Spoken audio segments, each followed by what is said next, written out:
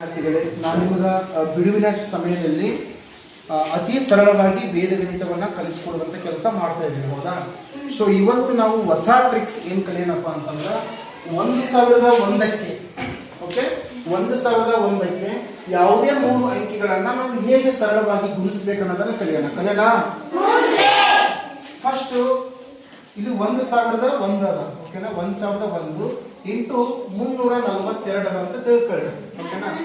ಈಗ ಇದನ್ನ ನಾವು ಥಿಯರಿಟಿಕಲ್ ಆಗಿ ಬಿಡಿಸಕ್ಕೆ ಹೋದ್ರೆ ಫಸ್ಟ್ 2ರಿಂದ ಗುಣಿಸ್ಬೇಕು, ಆಮೇಲೆ 4ರಿಂದ ಗುಣಿಸ್ಬೇಕು, ಆಮೇಲೆ 3ರಿಂದ ಗುಣಿಸ್ಬೇಕು, ಮತ್ತೆ ಎಲ್ಲವನ್ನ ಕೂಡಿಸ್ಬೇಕು. ಹೌದಿಲ್ಲ? ಎಸ್. ಬಟ್ ಅಷ್ಟು ಏನು ರಿಸ್ಕ್ ತಗೊಳ್ಳೋ ಅವಶ್ಯಕತೆ ಇಲ್ಲ. 1001 ಅತಿ ಸರಳವಾಗಿ ನಾವು ಹೆಂಗ್ ಗುಣಿಸ್ಕೋಬೇಕಪ್ಪ 3 ಸಂಖ್ಯೆಗಳಿಂದ ಅಂತಂದ್ರೆ ಇಲ್ಲೆಷ್ಟು ನಂಬರ್ಗಳು?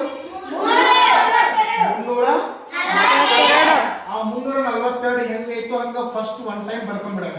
ಓಕೆನಾ? ಮತ್ತೆ ಇನ್ನೊಮ್ಮೆ ಅದೇ ನಂಬರ್ ಬರೆದ್ರೆ ಅಷ್ಟೇ ಆನ್ಸರ್. ಏನು? 342. ಸೊ ಟೋಟಲ್ ಎಷ್ಟಾಯ್ತದು? 3,42,342. ಹಾಗಾದ್ರೆ 1001ಕ್ಕೆ ಯಾವುದೇ 3 ನಂಬರ್, ನೀವು ಬೇಕಾದ ನಂಬರ್ ತಗೊಳ್ರಿ, ಯಾವುದೇ 3 ನಂಬರ್ ತಗೊಂಡು ಗುಣಿಸಿದಾಗ ಅದೇ ನಂಬರ್ನ ನಾವು ಏನ್ ಮಾಡ್ಬೇಕು? 2 ಸರಿ ಹಚ್ಚಿಬಿಟ್ರೆ ಅಷ್ಟೇ ಆನ್ಸರ್. ಇನ್ನೊಂದು ಲೆಕ್ಕ ನೋಡೋಣ. 1001 ಇಂಟು 647 ಐತೆ ಅಂತ ತಿಳ್ಕೊಳ್ಳಿ. ಎಷ್ಟೈತೆ ಹೇಳು? 647. ಹಾಗಾದ್ರೆ ಆನ್ಸರ್ ಎಷ್ಟು ಬರ್ಬೋದು? ಯಾರು ಹೇಳ್ತೀರಾ? 647,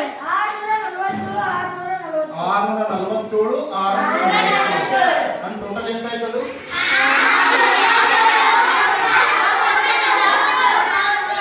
6,47,650. ಓಕೆ, ನೆಕ್ಸ್ಟ್ ಇನ್ನೊಂದು ಲೆಕ್ಕ ನೋಡೋಣ. 3 1001 ಇಂಟು 780 ಅದ ಅಂತ ತಿಳ್ಕೊಳ್ಳಿ. 780. Final answer 780. ಕ್ಲಿಯರ್ ಮಾಡ್ಬೋದಲ್ಲ ಈ ತರ?